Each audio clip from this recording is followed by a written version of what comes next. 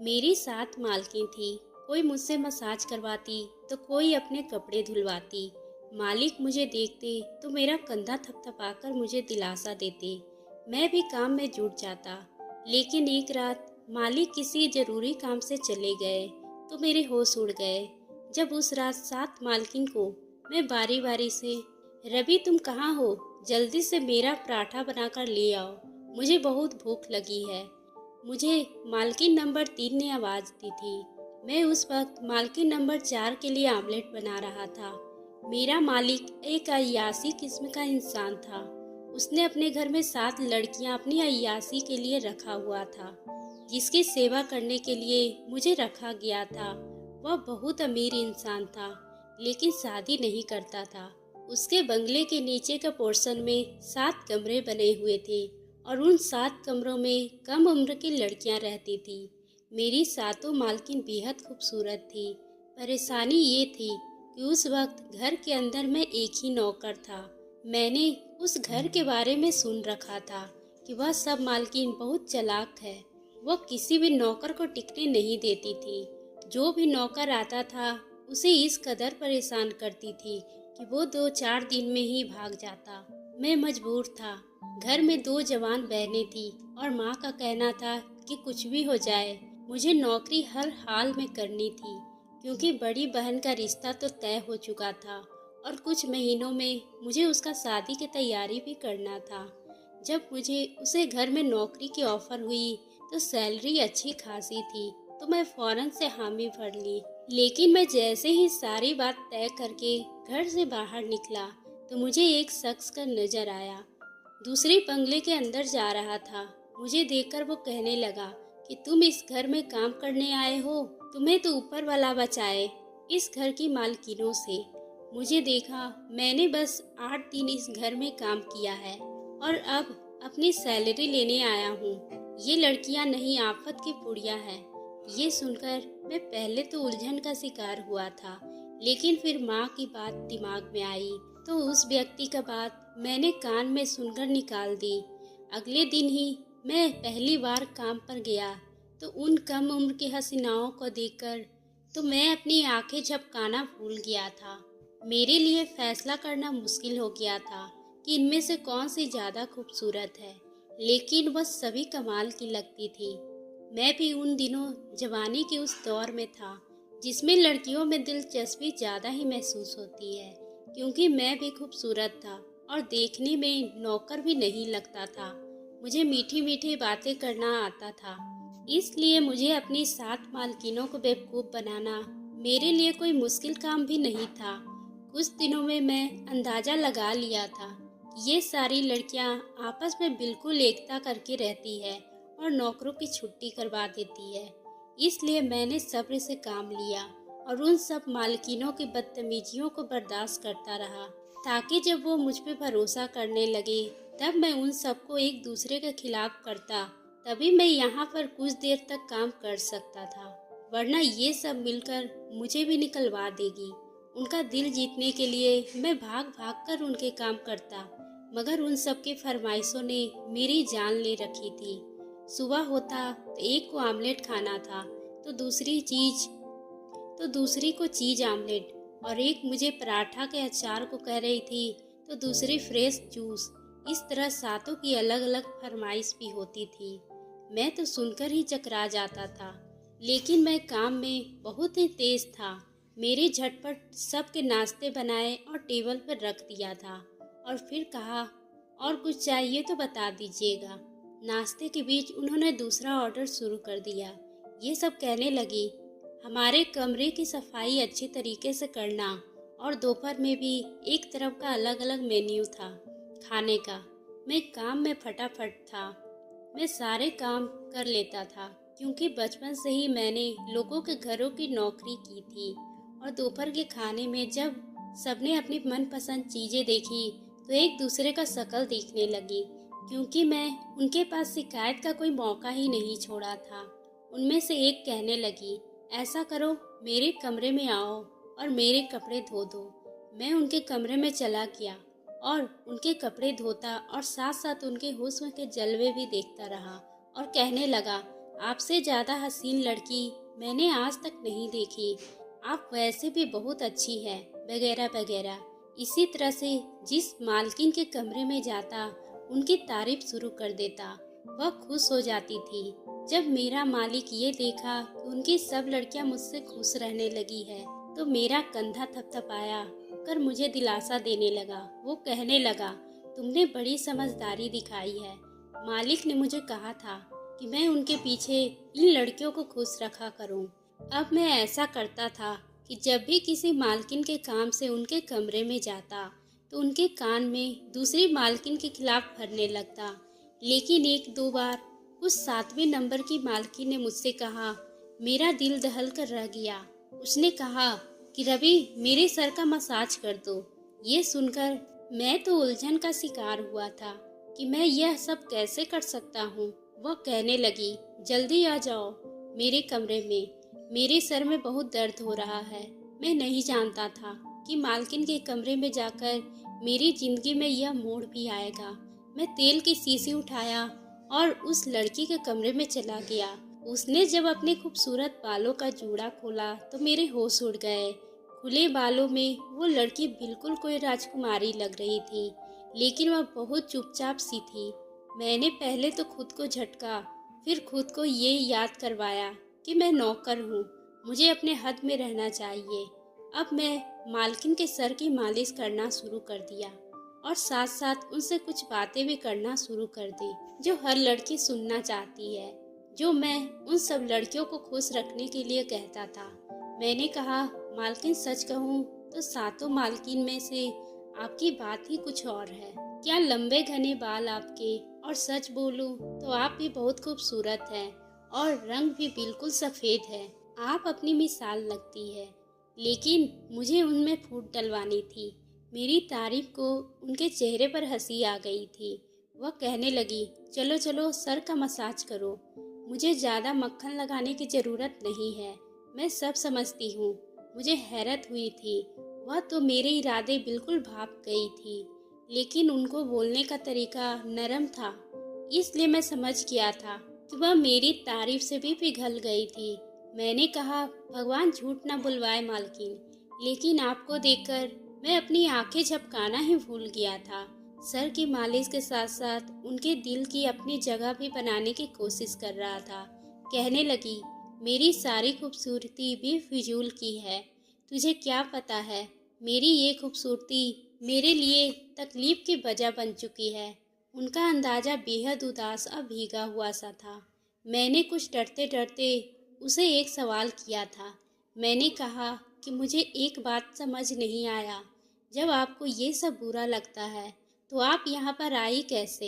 ये ऐसा सवाल था जिसे करने से मुझे मेरे मालिक ने सख्ती से मना किया था, लेकिन उन लड़की की आंखों में ना जाने ऐसा क्या था कि मैं ना चाहते हुए पूछ लिया।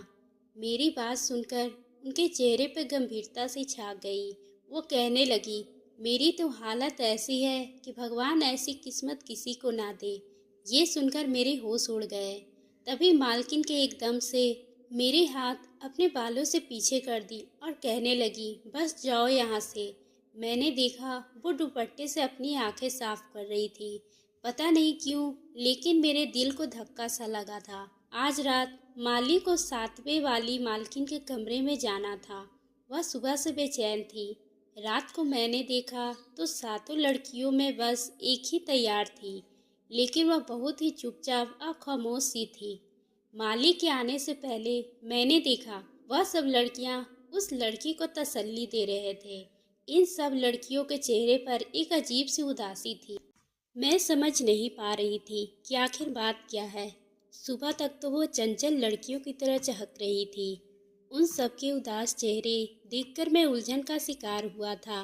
रात को मैं अपने क्वार्टर में जाकर सोता था, लेकिन आज ना जाने क्यों मुझे नींद नहीं आई थी। मैं इस मालकिन के बारे में सोचता रहा कि ना जाने किस वजह से यहाँ आकर फंस गई थी, क्योंकि जिस तरह वह मालिक के आने से बेचैन थी, यह यकीनन ऐसे पाप से वो खुश नहीं थी। उनके बारे में मैं सोचता हुआ मुझे नींद नहीं आई थी। सुबह जब मैं उठकर किचन में आया तो वही मालकिन सिसक कर रो रही थी। मेरी तरफ उनकी पीठ थी। मेरा दिल बेहद उदास हो गया था। ना जाने क्यों रो रही थी, लेकिन मैं पूछ नहीं सकता था। लेकिन मुझे दुख हो रहा था। जैसे वो मेरी तरफ पलटी, उनके चेहरे को देखकर मेरा दिल धड़कना भूल गया था। उनके चेहरे को देखकर पीला पड़ गया था। मुझे अपने सामने देखकर फौरन से वहाँ से बाहर चली गई थी। मैं तो यूँ था जैसे पत्थर का हो चुका था। उनका चेहरा साफ साफ बता रहा था कि उनके चेहरे पे कान के करीब एक गहरा जख्म था, जैसे जलता सिगरेट उनके चेहरे से बुझाया गया हो। मैं नहीं जानता था कि मालिक ऐसे इंसान भी हो सकते हैं। मुझे अपने मालिक से नफरत से महसूस हो रही थी। मैंने जो पहले सोच रखा था कि इन सब मालिकिनों को दिलों से एक दूसरे से खिलाफत नफरत से जज्बात पैदा कर दूंगा, और जब वह एक दूसरे से लड़ेगी तो मैं तमाशा देखूंगा। लेकिन अब मैं अपना इरादा बदल चुका था। वो लड़कियां मुझसे बेबस और मजबूर लग रही थी। फिर मैंने नोट करना शुरू कर दिया था कि वह मालिक जब भी किसी लड़की के कमरे में जाता है तो सुबह वह लड़की रोती रहती थी।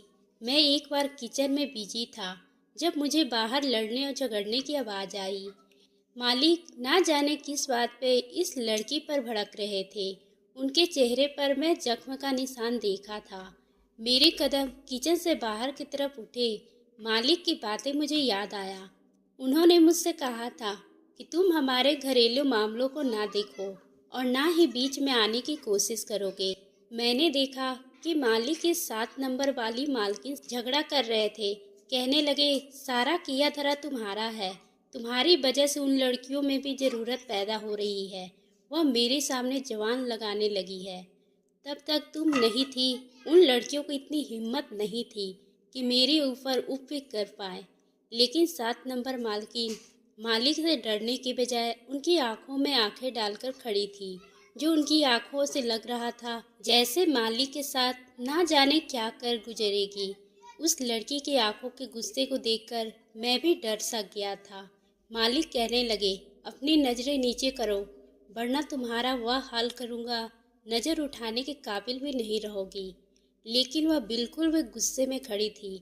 जब उसने अपनी नज़रें झुकी तो मालिक ने जोरदार थप्पड़ उसके मुंह पर मार दिया। फिर उसकी बाजू पकड़कर उसे घसीटते हुए कमरे में ले जाने लगे। आज तेरा वो हाल करूँगा कि सुबह तक तू अपना चेहरा भी नहीं पहचान पाएगी। ये सुना ही था कि सारी लड़की माली के पाँव में पड़ गई। कहने लगी, इसे कुछ मत कहना। तुझे जो कुछ करना है हमें कर दो। इसे माफ़ कर दो। हम आगे से कोई भी बात नहीं टालेंगे। ये सब मैंने पहली बार देखा था। मेरा दिल तो दहल कर रह गया था। फिर जैसे जैसे वक्त गुजरने लगा, मेरे सामने और भी बहुत सारे राज खुलने लगे। एक बार मैं घर से बाहर बगीचे में निकला ताकि पौधे में पानी दे सकूं, तो 7वें नंबर की मालकिन बगीचे में बैठी रो रही थी। मैंने पूछा तो कहने लगी, भगवान कब मेरी ये सज़ा खत्म करेगा। मैं इस जालिम आदमी के साथ एक पल भी गुजारना नहीं चाहती हूँ। ये सुनकर मेरे दिल में उनके लिए हमदर्दी के जज्बात बढ़ने लगे थे। वो कहने लगी, मैं बेहद मजबूर होकर घर से निकल गई क्योंकि मैं अपनी माँ को बचाना चाहती थी। इसलिए इस जालिम आदमी की मदद मांग कर बैठी। लेकिन जो कुछ उसने मेरी माँ के इलाज के बदले में मांगा था वह एक पाप की जिंदगी थी। लेकिन मेरे पास कोई और भी रास्ता नहीं था। मर्द कभी भी बिना किसी मकसद के हम पर एहसान नहीं करता। उसकी मदद बिना फायदे के नहीं करता, और वह जो कीमत उससे मांगता है वह उसकी इज्जत होती है। जिस माँ के खातिर मैंने उससे व्यक्ति से हाथों खुद को बेच दिया था, वह तो फिर भी मर गई, लेकिन बीमारी ने नहीं बल्कि मेरी बर्बादी का सुनकर। मैं उस चीज़ की सज़ा अब तक भुगत रही हूँ। वो लड़की सिसकियों के रोती रही। इसे सुनकर मैं दुखी सा हो गया। मैं समझ गया था कि वह किसी मजबूरी की वजह से इस जालिम माली के हाथ चढ़ी है। बाकी की 6 लड़कियां भी ऐसे ही किसी मजबूरी की वजह से यहाँ आई थी। मैं बिल्कुल खामोश हो गया था। मेरा मालिक बहुत ही घटिया किस्म का इंसान था। मैंने देखा अक्सर वो लड़कियों को मारपीट भी करता था और कहता था कि तुम लोग मेरी खरीदी हुई गुलाम हो। मैं चाहे तुम लोग को साथ जो मर्जी करूं, मुझे कोई भी पूछने वाला नहीं है। ये देखकर मुझे बहुत अफसोस होता था। फिर मेरी बहन की शादी भी करीब आ रही थी। मालिक ने मुझे अच्छे खासे पैसे दिए थे। मैं जब छुट्टी मांगा तो वो कहने लगे, बस 1-2 दिन के लिए, ज़्यादा छुट्टी मैं तुम्हें नहीं दे सकता, क्योंकि तुम एक अकेले नौकर हो जिसे लड़कियां बर्दाश्त कर लेती है। मैं बस अपनी बहन की शादी के लिए ही छुट्टी ली थी। जिस दिन बहन को विदा किया था, अगली सुबह नौकरी पर चला आया था। मेरी माँ मुझे कहती रही, 2 दिन और रुक जाओ। मैंने कहा, माँ, नौकरी का सवाल है, अगर मैं छुट्टी की तो नौकरी से निकाल दिया जाऊंगा, फिर आप क्या करेंगे। मैं गरीब फैमिली से संबंध रखता था, इसलिए उन लड़कियों की बेबसी की मजबूरी को अच्छी तरह से समझ सकता था कि पैसे नहीं होने की वजह से इंसान क्या क्या करने के लिए बेबस और मजबूर हो जाता है। जिस दिन मैं घर पहुंचा, मालिक कहने लगे, वो आज ही दूसरे शहर जा रहे हैं, 2-3 दिन बाद वापस लौटेंगे, और साथ ही फ़ोन पर किसी से बात कर रहे थे। कह रहे थे कि लड़कियों की कीमत लाखों में लूँगा, बस 4 दिन बाद मैं शहर वापस आ जाऊंगा तो उन्हें विदेश भिजवाने की तैयारी भी कर लूँगा। मैं जानता हूँ कि उन लोगों से क्या काम लिया जाता है, वैसे भी ये हर चीज़ की आदी हो चुकी है। यह कहते हुए वो अपना बैग लेकर बाहर निकल गए, और मैं तो यूं जैसे कानों में चींटियां सी बजकर महसूस होने लगी थी। अब तक उन लड़कियों के साथ इस तरह का जुल्म हो रहा था, और अब उन्हें विदेश बेचना चाहते थे। मालिक के जाते ही मैं बारी बारी सब मालकिनों के कमरे का दरवाज़ा खटखटाना शुरू कर दिया।